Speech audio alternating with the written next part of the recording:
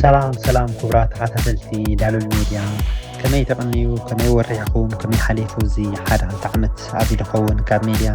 ወይ ናና ቻነል ዳሉል ሚድያ ርሒቕና ፀኒሕና ምስ መሳርሕተይ ኣፈወርቂ ኣፍየ እቶም ክሳብ ሕጂ ሳብስክራይብ ከይወረድኩም ዝፀንሐኩም ብዓቕልኻ ናብ ሓቂ ልዑል ምስጋና ኣለና ናይ ሎሚ መዓልቲ ከም መምለሲ ክትኮነና ትኽእል ሓደ ሸርእቲ ሕጂ ኣመፅእ ዘለኹ ብዛዕባ ሓደ ኣምር እያ እዚ ኣምር እዚ ኣብ ኣካደሚክ ዓለም ይኹን ኣብ ስነ ፖለቲካ ብሓፈሻዊ ፍሉጥ እዩ ግን ብኸመይ ክንጥቀመሉ ንኽእል ስለ ኣብ ሓደ ክልተ ፅሑፋት እውን ስለ ዝወፅእ እዚ ኣምር እዚ ሶፍት ፓወር እዩ ዝብል ካበይ መፅኡ መን ኢልዎ ኣብ እንታይ ትርጉም ክነብሎ ንኽእል ክትንክፋ ፍትኒ ምናልባት ብፍልይ ዝበለ መንገድኻ ምስቲ ናይ ሃገርና ኩሉ ግዜ እቲ ሰንተር ኦፍ ግራቪቲ ምስ ሃገርና ከነተኣሳስሮ ስለንፈትን ናይ ዳሉል ሚድያ ዓላማ እውን እሱ ስለዝኾነ ምስቲ ናይ ኤርትራ ኩነታት ብሕልፊ ናሽናል ቲም ሃገራዊ ጋንታ ኩዕሶ ኤርትራ ካልኣይ ግዜ ተመሊሳ ስለ ኣብ ፀወታ ናብ ካልእ ኣብ ምጥፍታት ስለ ተመሊሳ ዘላ ምስ ክተኣሳስሮ ክፍትንን ስለምንታይ እዚ መዓላ ናይ ሶፍት ፓወር ኣብ ኩሉ ስለ ዘገልግል ማለት እዩ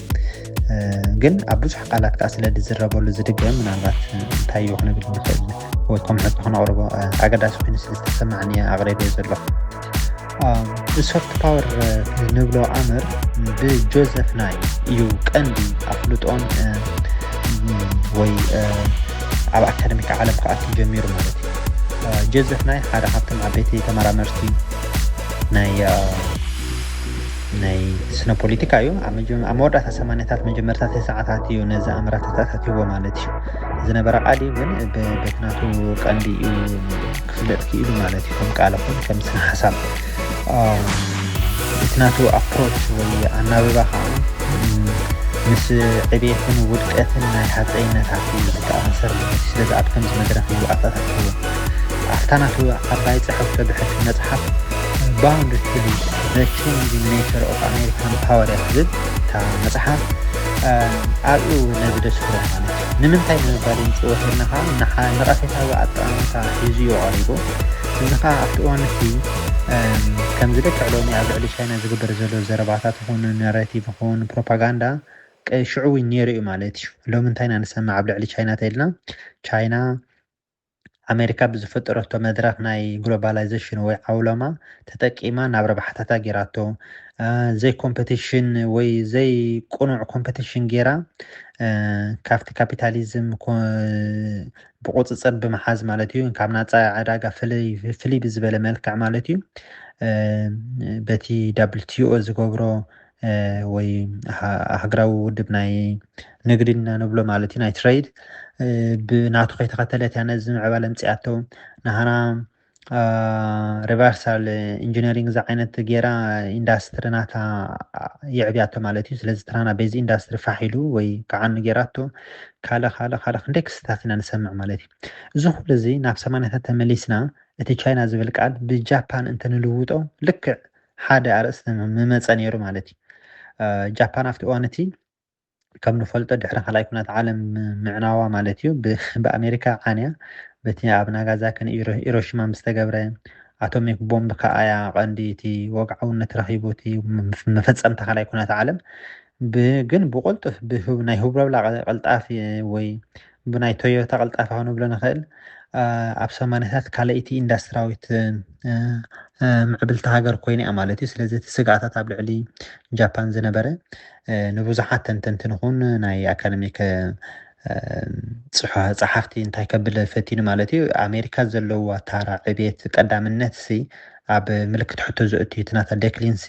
ክጅምር ይኽእል እዩ ዝብል ርእቶታት ነይሩ ማለት እዩ ወይ እቲ ናታ ወድቀት ብተዛማዲ መጠን ማለት እዩ ክጅምር ይኽእል እዩ ዝብል ስክፍታታት ነይሩ ማለት እዩ ሕጂ ጆዘፍ ናይ ነዚ እንታይ ዝብል ሓቅነት ክህልዎ ይኽእል እዩ ማለት ኣብ ኩሉ ቀዳማይ ደረጃ ክትሕዝ ከኣል ኣይኮነን ተዋሓደ ምስ ግዜ እቶም ካልኦት ካብ ናትካ ጌጋ ተማሂሮም ክእሮም እዮም እስኻ ዝገበርክያ ጉድለታት ኣይክፍፅሙን እዮም ንዓኻ ሪኦም መንገድታት ክወስዱ እዮም ስለዚ ብቁጠባ ኹን በቲ ሚሊታሪ ኹን በቲ ትሕቲ ቅርፂ ንብሎ እቲ ብሓፈሻ ሃርድ ፓወር ዝበሃል ማለት እዩ ደረቕ ሓይሊ ድና ክንብሎ ብኡ ተወዳዳርነት ክህሉ ንቡር እዩ ማለት እዩ ዘሎን ዝነበረን ስለ ዝኾነ ማለት እዩ እዚ ኣብዚ እቲ ናይ ኩንነታዊ ወይ ናይ ሪያሊዝም ኣፕሮች ናቱ ዝንበብ ማለት እዩ ግን ከዓ ኢሉ ዘጠንቅቕ ኣሜሪካ ዘላቶ ሕጂ ካልኦት ገና ዘይበፅሖ ንክበፅሖ ከዓ ግዜ ዝወስደለን ግን እቲ ካልእ ሓይሊ እዩ ዝብሎ ማለት እዩ ኣብዚ ደእትዎ እቲ ኣመር እቲ ሶፍት ፓወር ዝበሃል ወይ ረቂቕ ሓይሊ ንብሎ እቲ ዘይጭበጥ እዩ እቲ ዝጭበጥ እንተ ደኣ ሚሊታሪ ቁጠባ ትሕቲ ቅርፂ ባህርያዊ ፀጋታት ክኸውን ይኽእል ኩሉ ዓይነት ኢልና እቲ ሶፍት ፓወር ግን እቲ ረቂቕ ማለት እዩ ነዚ ናትካ ሃርድ ፓወርስ ዘራብሕ ማለት እዩ ብሓፂሩ እዚ ከዓ ሚድያ ዩኒቨርሲታት ኮሌጃት ሲኔማታት ደርፍታት ኣካል ናይ ካልእ ማለት እዩ ክብርታት ኣብ ዕዳጋ ኣብ ቁጠባ ሞዴል ዘለካ ማለት እዩ እቲ ናይ ሊበራሊዝም ንብሎ ናይ ፍሪ ዕዳጋ ናፃ ዕዳጋ ዝበሃል ኣመር ናይ ካፒታሊዝም ኮነ ናይ ሁማን ራይትስ ዝብል መወዳእታ የብሉን ማለት እዩ እዚ ትረቂቕ ሓይሊ ማለት እዩ ከምዚ ሎሚ ከይኮነ ዶናልድ ትራምፕ ፋሕ ዘብሎ ዘሎ ኣብቲ እዋን እቲ ከዓ ካብዚ ናይ ሎሚ የብል ነይሩ ካልኣይ ከዓ ተወዳዳሪ ከዓ ክንድታ ይነበራን ኣሜሪካ ኣብ 80ታት መጀመርታት ሰዓታት ኢንፋክት ከም በዓል ፍራንሲስ ፉኩያማ ነዚ ብምግንዛብ ታራ ናይ ኣሜሪካ ወይ ናይ ሕብራት መንግስታት ኣሜሪካ ሲ ዝወዳደሮ የለን ስለዚ እቲ ናይ ኮንፍሊክት እዋን ሲ ኣብቂዕዩ ታሪክ ሓደ ዳይመንሽን ክህልዎ እዚ ከዓ እቲ ሊበራል ካፒታሊዝም ዝበሃል ወይ ርእሰመላዊ ሊበራሊዝም ክንብሎ ንኽእል ኣምር ኣብ ኩሉ ዓለም ከስፋሕፊዑ ናይ ዴሞክራሲ ይኹን ናይ ካልእ ከዓ ኣብ ኩሉ ዓለም ክሰፊሑ ስለዚ እዚ ዓይነት ሞዴል ናይ ኣሜሪካ ሲ ግሎባል ክኸውን እዩ ዝብል ተስፋታት ነይሩ ማለት እዩ ኣብታ the end of history and the last man ትብል ፅሑፍ መፅሓፍ እውን ገንዘቦ ንኽእል ኢና ማለት እዩ ስለዚ ኣቐድም ኣቢሉ ቅድሚ ናይ ከምዚ ምምፅኡ ብምስትውዓል ብረቓቕ ዝበለ ስነ ሓሳብ እዩ ጆዘፍ ናይ ነዚ ኣምር ኣተኣታቲዎ ማለት እዩ ናይ ኣሜሪካ ሽዑ እዋን ከዓ ካብዚ ናይ ሎሚ ይገድድ ማለት እዩ ኣብቲ እዋን ኣብ ሲኔማ ኣነ ናይ ኣብ ሲኔማ ዝነጥፍ እዩ ኣብ ሆሊውድ ክቐርብ ዘይደሊ ኣነ ናይ ፕሮፌሰር ኣብ ኮሌጅን ዩኒቨርሲቲ ናይ ኣሜሪካ ክምህር ወይ ክነጥፍ ዘይደሊ ኣነ ናይ ደራፋይ ይኹን ኣብ ስነ ዓለም ናይ ሙዚቃ ዝነጥፍ እዩ ግሬሚ ኣወርስ ክበቅዕ ዘይፍትን ኣብቲ ኣሎ ዝበሃል ማለት እዩ ካብኡ ንላዕሊ ከዓ እቲ ናይ ሁማን ራይትስ ይኹን ናይ ካፒታሊዝም ናይ ናፃ ዕዳጋ ናይ ዴሞክራሲ ናይ ሁማን ራይትስ ናይ ኩሉ ንብሎ ኣምራት ከዓ ኣሎ ማለት እዚ ኣካል ናይቲ ሓይሊ ማለት እዩ ብዘይ እዚ ናትካ ኣትራክቲቭ ናይ ምዃን ሰሓብነት ናይ ምዃን ማእኸል ስሕበት ናይ ዝዓለም ምዃን ተቑሎካ ኣዝዩ ዝጎድል ማለት ስለዚ ነዚ ኣምር ብከምዚ ተታቲዩ ስለዚ እዚ ንኣሜሪካ ዝምልከት ወይ ንቻይና ወይ ንሕብረት ኤሮጳ ነቶም ዓበይቲ ሃገራት ዝምልከት ኣይኮነን እሞ ከዓ ሎሚ ብተመጣጣኒ ብተዛማደ መጠን ቴክኖሎጂ ናይ ኣክሰሲቢሊቲ ወይ ናይ ክፉት ናይ ምዃን ዘለዎ ተኽእሎ ኣብ ዝረሓበሉ ሶሻል ሚድያ ብቋራጭ መንገዲ ኣብ ዘለዎ እዋን እቲ ናትካ ናይ ሶፍት ፓወር ዓቕምኻ ወላ ነታ ንእሽተይ ሃገር ዝምልከት ኮይኑ እዩ ቀሪቡ ዘሎ እዚ ተሓድሽ ነገር ክንክተሎ ዘለና ማለት እዩ ኣብ ባህላይ ዓበይቲ ሃገራት ጥራሕ ኣይኮነን ቢልዮናት ኣውፅአን ሜድያን ገለን ገይረን ክሰርሓሉ ማለት እዩ ወራተን ማእኸላትን ምጥን ዝበለ ሃገራት እውን ክሰርሓሉ ዝኽእላ ኣብ ኩለን ዘሎ እዩ ማለት እዩ ኢንፋክት ብሶፍት ዲፕሎማሲ ሶፍት ፓብሊክ ዲፕሎማሲ ዝብሉ ካብ ብዙሓት ኣምራት ዕልቆሉ ኣለዎ ማለት እዩ ነዚ ኣብነት ኮነና ዝኽእል ንኣብነት ሕጂ ናይ ኢራን ኣሎ ማለት እዩ ኢራን ንሪኦ ኣለና እዚ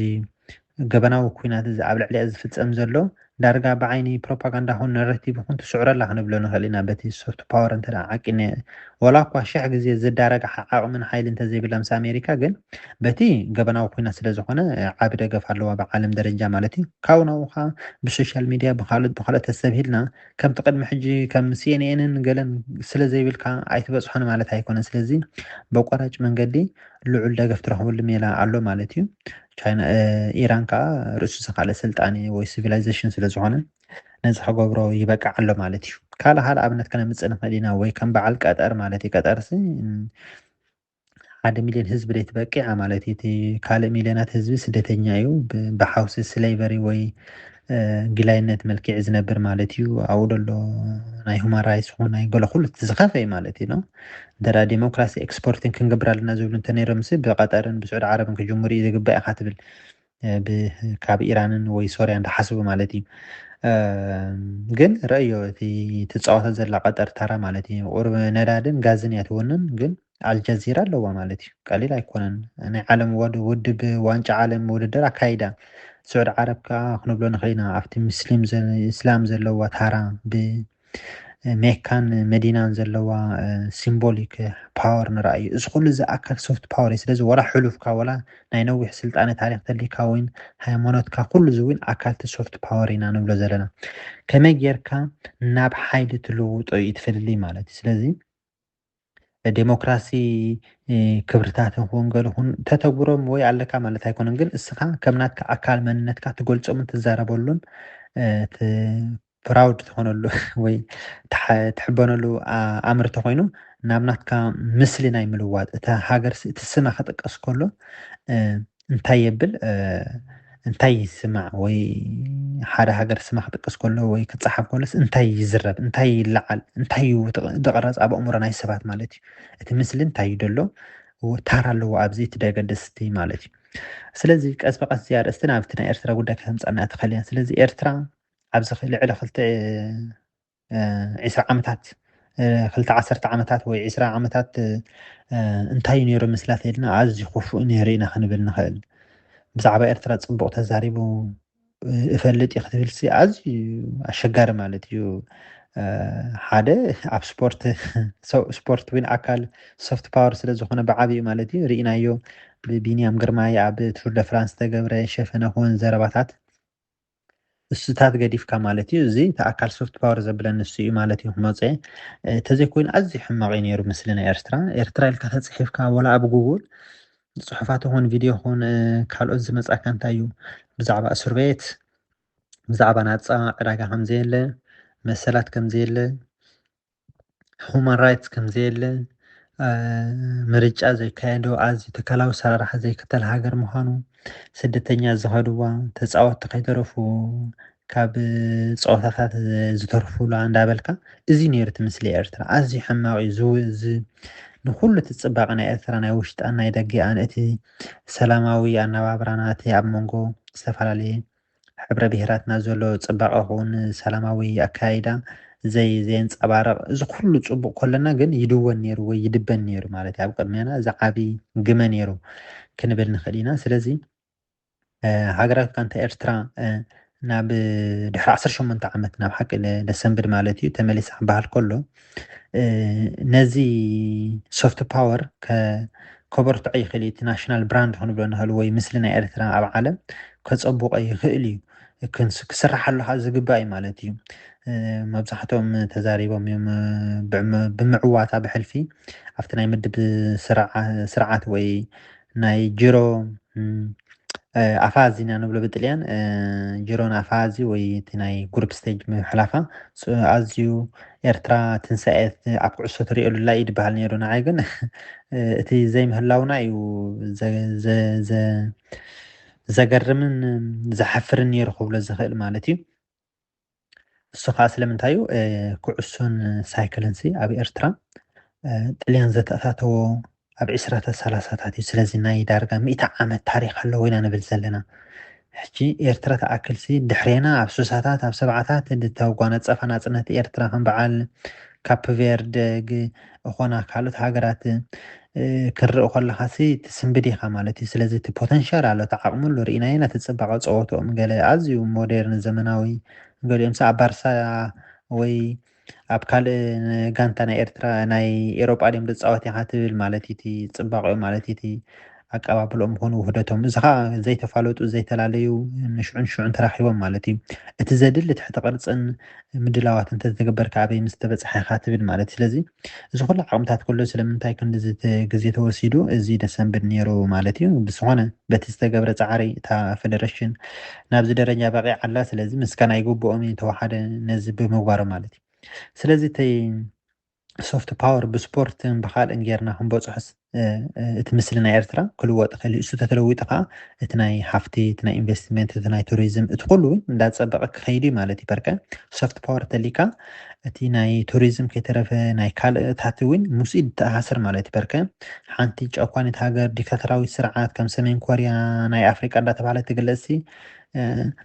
ሓደ ክልተ ዝህንጠዩ ኢንተርነት ኣይሰርሕን እዩ ተባሂሉ ገለገለ ኢሎም ከም ሓውሲ ኣንትሮፖሎጂስት ከምርምሩ ዝኸዱ እምበር ናብ ሓቂ ቱሪዝም ቤዝ ክህልዎ ዝኽእል ዓይነት ስራሓት ክካየደሉስ ትግምቶ ወይ ትፅብፅቦ ነገር ኣይኮነን ማለት እዩ። ንዓመት ክንደይ ቱሪስት ከድዋ ንኤርትራ ተኢልናስ ኣሃዛት እዚ እኳ ኣሎ ተዘይበሃለ ግን ውሑድ እዩ ክትብሎ ትኽእል ኢኻ ብመንፅረቲ ናህና ሃፍትን ባህርያዊ ፀጋታትን ዘይጭበጠ ሃፍትታት ወይ ናይ ውርሻ ናይ ኢማተርያል ፅባቐታት ክንብሎ ንኽእል ማለት እዩ። ስለዚ ኤርትራ ነዚ ናታ ምስሊ ከተደንፍዖ ይግባእ ማለት እዩ። እዚ ክትገብር ግን እቲ ናይ ሁማን ራይትስ እቲ ናይ ምሕደራ እቲ ናይ ካብ ኮራፕሽን ናፃ ምኳን ካብ ብልሽውና ካብ ዝተፈላለየ እዚ እውን ኣካል ናቱ እዩ ማለት እዩ። ማሲ እዘን ስካንዲናቪያ ሃገራት ብኸመየን ዝጥቀሳ ተኢልናሲ በቲ ናተን ዘይ ኮራፕሽን ወይ ዘይብልሽውና ትራንስፓረንሲ ኣብ ዴሞክራሲ ኣብ ጥዕና ኣብ ትምህርቲ ኣብ ኩሉ ዘለዎን ናይ ሶሻሊዝም ወይ ሶሻል ዲሞክራሲ ኣካይዳ እዚ ናተን መንነተን ኮይኑ እዩ ማለት ስለዚ እዚኢታት ቁርብ ከይገበርካ እንተዳ ጥራሕ ስፖርትን ገለን ጌርካ ከምዚ ሕጂ ስዑድ ዓረብ ሊግ እንዳገበሩ ሚልዮናት እንዳወሰዱ ዝገብርዎ ዘለው ዓቕሙን ኣይኮነን ምስ ናሕና ባጀት ዝኸይድ ኣይኮነን ስዋኣትናን ካልኦትን ከይ ወይ ዝቆሰሉ ስንኩላት ይኹን ካልእ ዓበይቲ ሽግር ከለካ ከምዚ ወፍራኻ ተካይድ ዘረብሕ ስትራቴጂ ይኮነን እየ ድብል ግን ብመጠን እቲ ዓቕሙካ ግን እቲ ዘለካ ፅባቐ ክንፀባረቕ ይግባእ ማለት እዩ። እንተዳ ስተፊል ናብታ ናይ ሃገራዊት ጋንታ ኩዕሶ ኤርትራ ዓወት ምስ መፅእ ፅቡቅ ነቲ ሕብረተሰብና ከኮርዕ ዝኽእል ዘረባታት ወፂኡ ማለት እዩ። ሃገራዊት ጋንታ እታ ማልያ ናይ ሃገራዊት ጋንታ ብምርኣዮም ሬድሲ ካመልሲ ዝብል ፅቡቅ ነቲ ሕብረተሰብ ዝጥርንፍ ነገር ተፈጢሩ ደስ ደብል ነይሩ እቲ ኣፃባ ናይ ምፅምባል ድሌት ማለት እዩ። ብድሕሪያ እዛ ሸውዓተ ተፃወትቲ ካብኣቶም ተሪፎም ትብል ነቲ ኩሉ ምስሊ ክትድብን ድፈተነት ዜና ወፂያ ማለት እዩ። እዚ ከዓ እቲ መሰራዊ ጠንቅታት ክህልዎ ፍሉጥ እዩ ማለት እዩ። ከም ሓውሲ ወታደር ኣብ ሓይልታት እንዳነበሩ ስፖርት ዝገብርዎ ተልዮም እቲ ቀረባቶም ውሑድ ተኮይኖም ንመዓልቲ ቁሩብ ዶላራት ጥራሕ ዝወሃቡ ተኮይኖም ስሩዕ ደመወዝ ዘይብሎም እሞ ከዓ እንተ ተዓዊቶም መቆሽሽ ይኹን በነፊት ዘይረኽቡ ተኮይኖም በቲ ካልእ ብልጭልጭ ዝብል ነገራት ቀልጢፎም ክሰሓቡ ይኽእሉ እዮም ማለት እዩ። ስለዚ እቲ ኣትራክቲቭ እቲ ሶፍት ፓወር ናይ ካልኦት ሃገራት ናይ ካልኦት ጋንታታት ኣብ ካልእ ሃገራት ምፅዋት ስሕበት ክዕብልል እዩ ማለት እዩ። ስለዚ ስለምንታይ ኩሎም ተፃወቲ ኣብ ፕሪምየር ሊግ ኮነ ኣብ ላሊጋ ወይ ሰሪኣ ክፃወቱ ድብሕጉ ኣካል ናይቲ ሶፍት ፓወር እዩ ማለት እዩ። ስለዚ በጀካት ሚልዮናት ዝወሃቡ ደመወዝ ገዲፍካ ማለት እዩ። ስለዚ እዚ ኣምር እዚ ከም ዝመስል እቲ ኣጠቃቅምኡ እውን ኣብ ኣረዳድኡ ማለት እዩ። ስለዚ ካብ ሶፍት ፓወር ዝብል ቃል ከዓ ከም በዓል ሶፍት ዲፕሎማሲ ፓብሊክ ዲፕሎማሲ ካልቸራል ዲፕሎማሲ ዝበሃሉ ኣምራት ከዓ ወፂኦም ማለት እዩ። ስለዚ ኣዝዩ ብስፍሕ ዝበለ ክንርድኦን ክንጥቀመሉን ዘለና እዩ ማለት እዩ። ምስሊ ኤርትራ ኩን ናይ ሃገርካ ፅቡቅ እንተኮይኑ ከዓ እቲ ከምዚ ዝበልና እቲ ኢንቨስትመንት ኮነ እቲ ካልእ ኮነ እቲ ኣብ ልዕሊ ሃገርካ ዘለዎ ኣጠማምታ እንዳበለፀ ይኸይድ። እዚ ግን ፌክ ስዒድ ካብ ብላዕሊ ትልጥፎ ዘይኮነ መሰረታዊ ለውጥታት ጌርና ይደዋፀና ባህላ ከርከ በዓል ስዑድ ዓረብ ንሪኦ ኣለና በዓል ቀጠር ብልዮናት ኣውፅና ኩዕሶ ኣብ ባህሊ ኣብ ኩሉ ግን ቁሩብ ዲሞክራሲ ዘይብሉ ኣፈላላይ ናይ ስልጣን ዘይብሉ ቅዋማዊ ስርዓት ኣብ ዘይብሉ ገለ እዚታት ክትገብር እቲ ሰብ ነቲ ምስጢር ምሻሎ ነቲ ብላፍ ክሪኦ ይኽእል እዩ ማለት እዩ። ነዚታት እንተጌርና ግን ቢልዮናት ደውፀና ኣይንብልን ኢና ማለት እዩ። በቲ ዘለና ፖተንሻል ዓቕሚ እውን ምስሊ ሃገርና ክፅብቕ ካብኡ ከዓ ናብ ቁጠባዊ ረብሓታትን ናብ ቱሪዝምን ለዊጥና ነዚ ምንጭታት ተጠቂምና ከዓ ኣብ ትምህርትን ኣብ ካልእን ኣብ ምርምርን ኣብ ስነ ፍልጠትን ኣብ ካልእ ዓውድታት ክንበልፅ ንኽእለሉ መንገዲ ይከኣል ዝብል ሓሳብ እዩ ማለት እዩ። ስለዚ ሶፍት ፓወር ንብሎ ዓብዩ ሃገራት ነዚአን ድቃለሳ ሚልዮናት ቢልዮናት እየን ዘውፅኣ ነቲ ናተን ሶፍት ፓወር ወይ ምስሊ ወይ ናሽናል ብራንድ ንክሰርሓ ማለት እዩ። በርከ ኣካል መንነትካ እዩ። እስ መንነትካ ከዓ ዘይፍለጥ ተኮይኑ